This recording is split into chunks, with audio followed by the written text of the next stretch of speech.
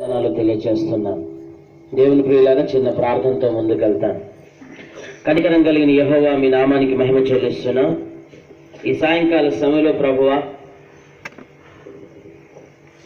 శ్రీమతి Shri Sudarshan master గారు, ఇంద్రమ్మ గారిని బట్టి వందనాలు చెల్లిస్తూ, వారికి ఇచ్చిన సంతానాన్ని బట్టి మీకు స్తోత్రాలు చెల్లిస్తూ, వారి జీవితంలో చేసిన హల్లెలూయా. దేవుని ప్రియులారా, ఈ భూమి మీద 4200 మతాలు ఉన్నాయి. ఈ భూమి మీద 4200 మతాలు ఉంటే వాటికి సంబంధించి కొన్ని లక్షల మత గ్రంథాలు ఉన్నాయి. అయితే అన్ని లక్షల మత గ్రంథాలలో 1300 మత గ్రంథాలు మాత్రం కొంచెం సబ్జెక్ట్ ఉన్నాయని వాటిని ప్రత్యేకించారు. జాగ్రత్త గమనించాలి. ఈ భూమి మీద 4200 మతాలు ఉన్నాయి. ఆ 4200 మతాలలో కొన్ని లక్షల మత గ్రంథాలు ఉన్నాయి. కొన్ని వేల మత గ్రంథాలు, లక్షల మత గ్రంథాలు సాహిత్యం ఉంది. కానీ వాటిలో 1300 మత గ్రంథాలను దేవుని ప్రియులారా ప్రత్యేకించి ఇందులో కొంత సబ్జెక్ట్ నేర్చుకోవడానికి ఉందని ప్రత్యేకపరిచారు. జాగ్రత్త గమనించాలి. ఆ 1300 మత గ్రంథాలలో అత్యధిక అమ్ముడుపోతున్న పుస్తకం పరిశుద్ధ గ్రంథం బైబిల్. దేవునికి మహిమ కలుగును గాక. హల్లెలూయా. గూగుల్ సెర్చ్ అనేది క్రిస్టియన్ సంస్థ కాదు. గూగుల్ సెర్చ్ లో మీరు చూడండి, what is the best selling book in the world, ప్రపంచంలో అత్యధికంగా అమ్ముడుపోతున్న పుస్తకం ఏంటి అని మీరు సెర్చ్ చేస్తే బైబిల్ వస్తుంది. దేవునికి మహిమ కలుగును గాక.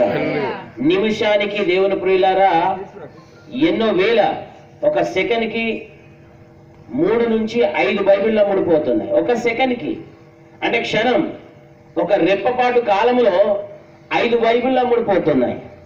అలాగ మనం లెక్కిస్తే 100 మిలియన్లకు పైగా, అంటే మన దేశ మ్యాథమెటిక్స్ ప్రకారం మనకు అర్థం కావాలంటే ఒక సంవత్సరానికి 10 కోట్ల కంటే అత్యధికంగా బైబిల్ అమ్ముడుపోతుంది. దేవునికి మహిమ కలుగును గాక. గిన్నిస్ వరల్డ్ రికార్డ్ పొందిన ఏకైక పుస్తకం పరిశుద్ధ గ్రంథం. అత్యధికంగా అమ్ముడుపోతుంది పుస్తకం. దేవుని ప్రియులారా, ప్రపంచంలో పెరుగుతున్న జనాభాకి, విస్తరిస్తున్న జనాభాకి చాలినంతగా బైబిల్ని ముద్రిస్తున్నారు, ప్రచురిస్తున్నారు. సరే, బైబిల్ని ముద్రిస్తున్నారు, ప్రచురిస్తున్నారు వాళ్ళు క్రైస్తవులు కాబట్టి. కానీ బైబిల్ని ఎందుకు కొంటున్నారు అంతమంది? అసలు ఈ బైబిల్లో ఏముంది? ఈ బైబిల్లో ఏ సత్యం ఉంది? ఈ బైబిల్లో ఏ శక్తి ఉంది? ఈ బైబిల్లో ఏ మహత్వం ఉంది? కనురెప్పపాటు కాలంలో 5 బైబిళ్ళు అమ్మేస్తున్నారు. సరే, అమ్మే వాళ్ళు వ్యాపారం కోసం అమ్ముతున్నారు అనుకుందాం. కానీ కనురెప్పపాటు కాలంలో 5 బైబిళ్ళు ఎందుకు కొంటున్నారు? అది చాలా ప్రశ్న, చాలా అద్భుతమైన ప్రశ్న, ఆలోచించాల్సిన ప్రశ్న. దేవుని ప్రియులాగా ఒక సెకండ్ కాలంలో 5 బైబిళ్ళు అమ్ముడుపోతున్నాయంటే ఈ బైబిల్లో ఏదో మానవాతీత శక్తి ఉంది. దేవునికి మహిమ కలుగును గాక. హల్లెలూయా. ఈ బైబిల్లో ఏదో ఒక మహత్వం ఉంది. ఈ బైబిల్లో ఏదో ఒక గొప్పతనం ఉంది. ఈ బైబిల్లో ఏదో ఒక శక్తి ఉంది. ఈ బైబిల్లో ఏదో ఒక ఆశీర్వాదం ఉంది. ఈ బైబిల్లో ఏదో ఒక దీవెన ఉంది. ఈ బైబిల్లో ఏదో ఒక మహత్వం ఉంది. దేవునికి మహిమ కలుగును గాక. హల్లెలూయా, హల్లెలూయా. దేవుని ప్రియులారా, ఆ మహత్తు, ఆ గొప్పతనం, ఆ శక్తి ఏంటి అని మనం చూసినట్లయితే ఒక 3-4 విషయాలు మనం ధ్యానించుకుంటాం. నెంబర్ 1, ఈ బైబిల్లో ఉన్న శక్తి ఏంటంటే మనిషిని రక్షించే శక్తి. దేవునికి స్తుతి కలుగును గాక. మనిషికి రక్షణ ఇచ్చే శక్తి ఉంది. మనిషిని రక్షించే శక్తి ఉంది. మనిషికి జీవం ఇచ్చే శక్తి ఉంది. మనిషిని బలపరిచే శక్తి ఉంది. మనిషిని ఎండిపోయిన పరిస్థితి నుంచి నిరీక్షణ పరిస్థితిలోకి నడిపించే శక్తి బైబిల్కి ఉంది. దేవునికి స్తుతి కలుగును గాక. 1850వ సంవత్సరంలో జనవరి 6వ తేదీన ఆదివారం రోజున 16 సంవత్సరాలు గల ఒక కుర్రోడు ఆడుకోవాలని బయలుదేరాడు. కానీ భయంకరమైన మంచు తుఫాను వస్తుంది. యూరోప్ ఖండంలో చలి విపరీతంగా ఉంటుంది. దేవుని ప్రియులారా, -°C ఉంటుంది. జనవరి మాసంలో మరీ ఎక్కువగా ఉంటుంది. మంచు తుఫాను వచ్చేసింది. ఏం చేయాలో అర్థం కావట్లేదు. ఆడుకుందామని బయటికి వచ్చేసాడు, కానీ ఎక్కడికి వెళ్ళాలో అర్థం కావట్లేదు ఆ మంచు తుఫాను చూస్తే. అలాంటి పరిస్థితుల్లో ఏం చేయాలో అర్థం కాక, అయ్యో ఇక్కడ ఏదో బిల్డింగ్ ఉంది, ఈ బిల్డింగ్ లో వెళ్ళి తలదాచుకుంటానని అక్కడికి వెళ్ళిపోయాడు. తీరా ఆ బిల్డింగ్ లో అనుకోకుండా వెళ్ళాడు. అది ఒక మందిరం. ఆ మందిరంలో దైవ సేవకుడు దేవుని వాక్యాన్ని బోధిస్తున్నాడు. అనుకోకుండా చర్చిలోకి వెళ్ళాడు. దేవుని ప్రియులారా, దైవ సేవకుడు అక్కడ నుండి వాక్యం బోధిస్తున్నాడు. భూదిగంత నివాసులారా నా వైపు చూసి రక్షణ పొందండి. దేవునికి మహిమ కలుగును గాక.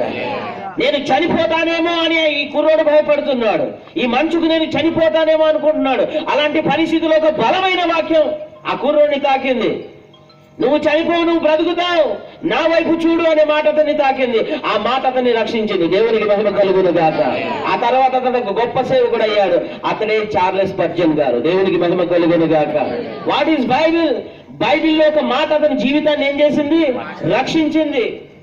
ఒక మాట ఆ జీవితాన్ని తాకింది. ఒక మాట ఆ యువకుని రక్షించింది. అదే రోజు ఆ యవన బిడ్డ రక్షింపబడి నూతన జన్మ పొందుకొని తన జీవితాన్ని దేవుని కోసం సమర్పించాడు. దేవునికి మహిమ కలుగును గాక. హల్లెలూయా. ఎక్కడి నుంచి వచ్చి శక్తి తాకింది ఆ వ్యక్తిని? దేవుని వాక్యముల నుంచి వచ్చే శక్తి తాకింది. ఎక్కడి నుంచి తాకింది? దేవుని ప్రభావం దేవుని వాక్కుల నుంచి తాకింది. దేవునికి మహిమ కలుగును గాక. అందుకే పరిశుద్ధ గ్రంథములు ఏముందంటే జీవమిచ్చే రక్షణ శక్తి ఉంది. దేవునికి స్తుతి కలుగును గాక. హల్లెలూయా. అతను ఎంత అద్భుతమైన సేవ చేశాడో మనందరికీ తెలుసు. ఎంత ఘనమైన సేవ చేశాడో మనందరికీ తెలుసు. ఎంత గొప్ప సేవ చేశాడో మనందరికీ తెలుసు. ఆ గొప్ప దైవజనుడు గొప్ప వ్యక్తి అయిపోయిన తర్వాత ఒక రోజు ఇలాగ మీటింగ్ కండక్ట్ చేస్తున్నారు. మీటింగ్ ముందు దేవుని ప్రియులారా, ఆ కాలంలో మైకులు ఉండేటివి కాదు. ఏది చెప్పాలన్నా నోటితోనే చెప్పాలి. ఆ నోటి మాట ఎంత దూరం వినబడుతుందని చెప్పేసి చెక్ చేయడానికి మీటింగ్ కంటే ముందే ఆ దైవ సేవకుడు వచ్చేసాడు. వేదిక దగ్గరికి వచ్చేసి ప్రసంగించినట్టు అంత దూరాన్ని ఒక వ్యక్తిని నిల్చోబెట్టి నా మాట నీకు వినబడుతుందని చెప్పేసి ఒక మాట పలికాడు. ఈ లోక పాపాలను మోసుకొని వెళ్ళడానికి దేవుని గొర్రెపైనే యేసు ప్రభు భూమి మీదకి వచ్చాడు అనే మాటను 3 సార్లు పలికాడు. దేవునికి మహిమ కలుగును గాక. ఆ ఒక్క మాట ఏం చేసింది తెలుసా? అక్కడ పని చేస్తున్న, అక్కడ రిపేర్ వర్క్ చేస్తున్న ఒక నాస్తిక వ్యక్తిని తాకి ఆ వ్యక్తి కూడా రక్షింపబడ్డాడు. దేవునికి స్తుతి కలుగును గాక. మనుషులను రక్షించే శక్తి ఉంది. మనుషులను దీవించే శక్తి ఉంది. మనుషులను ఆశీర్వదించే శక్తి ఉంది. దేవునికి స్తుతి కలుగును గాక. అందుకే పరిశుద్ధ గ్రంథం అంతా అమ్ముడిపోతుంది. ఈ పరిశుద్ధ గ్రంథాన్ని అత్యధిక మంది చదువుతున్నారు. ఈ పరిశుద్ధ గ్రంథం ద్వారా అత్యధిక మంది దీవించబడుతున్నారు. ఈ పరిశుద్ధ గ్రంథం ద్వారా అత్యధిక మంది ఆశీర్వదించబడుతున్నారు. కుల మత భేదం లేకుండా అన్ని వర్గాల వాళ్ళు ఏం చేస్తున్నారు తెలుసా? దాన్ని పఠిస్తున్నారు. దేవునికి స్తుతి కలుగును గాక. హల్లెలూయా. హల్లెలూయా. యేసు ప్రభు అంటే కేవలం ఏదో ఒక ప్రజలకు సంబంధించిన వ్యక్తి కాదు. యేసు ప్రభు ఏదో ఒక మతానికి సంబంధించిన వ్యక్తి కాదు. యేసు ప్రభు ఏదో ఒక కులానికి సంబంధించిన వ్యక్తి కాదు. యేసు ప్రభు ఏదో ఒక దేశానికి సంబంధించిన వ్యక్తి కాదు. యేసు ప్రభు ఏదో ఒక ప్రాంతానికి సంబంధించిన వ్యక్తి కాదు. యేసు ప్రభు అందరికి దేవుడు. దేవునికి మహిమ కలుగును గాక. యేసు ప్రభు అందరికి ప్రభువు, అందరికి దేవుడు. ఆయన వాక్కు మనుషుల్ని పాపము నుండి రక్షిస్తుంది. ఆయన వాక్కు మనుషుల్ని శాపము నుండి రక్షిస్తుంది. ఆయన వాక్కు మనుషుల్ని అనారోగ్యం నుండి రక్షిస్తుంది. ఆయన వాక్కు మనుషుల్ని నరకం నుండి రక్షిస్తుంది. దేవునికి మహిమ కలుగును గాక. ఆయన వాక్కు మనుషుల్ని మరణం నుండి రక్షిస్తుంది. ఆయన వాక్కు మనుషుల్ని నరకం నుండి రక్షిస్తుంది. దేవునికి స్తుతి కలుగును గాక.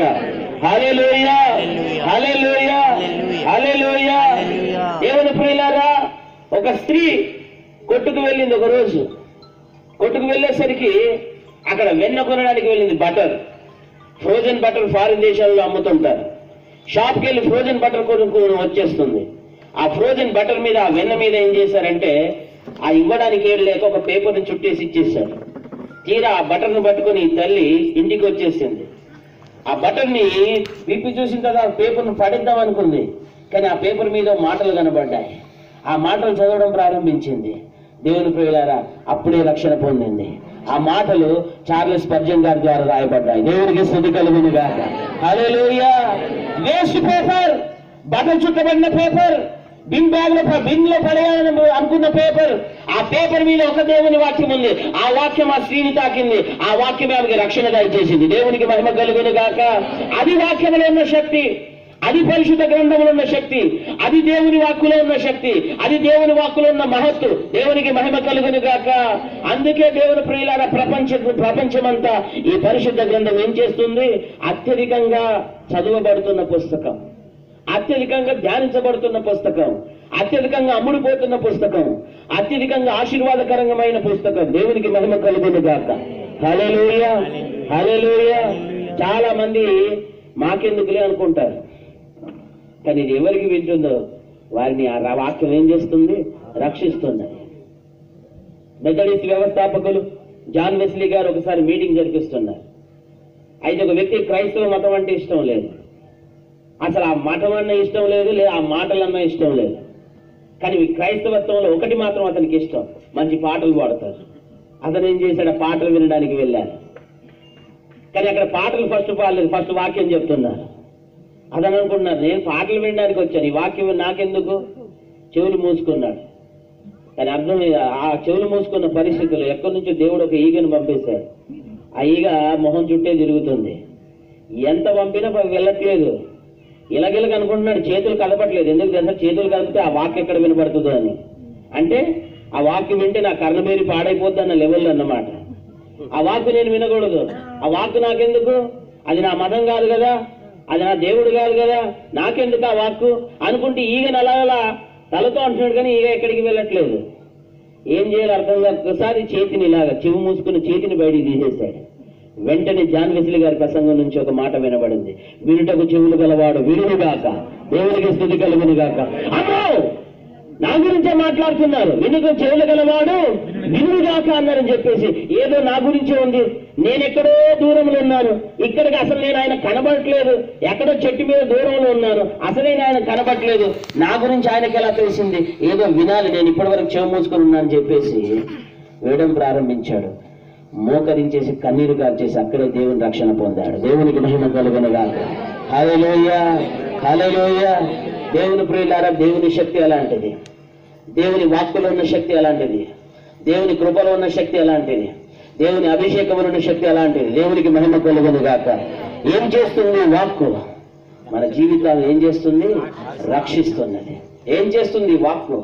మన జీవితంలో పాపం నుండి రక్షిస్తున్నది, శాపము నుండి రక్షిస్తున్నది, మరణం నుండి రక్షిస్తున్నది, నరకం నుండి రక్షిస్తున్నది. దేవునికి మహిమ కలుగునుగాక. హల్లెలూయా. నెంబర్ 1, ఈ వాక్కు మనల్ని ఏం చేస్తుంది? రక్షిస్తుంది. నెంబర్ 2, ఈ వాక్కు మనల్ని ఏం చేస్తుంది? దేవుని వాక్యం మనకు ఆనందాన్ని ఇస్తుంది. దేవునికి మహిమ కలుగునుగాక. హల్లెలూయా. చాలా మంది వస్త్రాలలో ఆనందం ఉందనుకుంటున్నారు, చాలా మంది వస్తువులలో ఆనందం ఉందనుకుంటున్నారు, చాలా మంది వాహనాల్లో ఆనందం ఉందనుకుంటున్నారు, చాలా మంది దేవుడిచ్చిన ఈవులలో ఆనందాన్ని వెతుకుతున్నారు. కానీ దేవుని ప్రియులారా, మనిషికి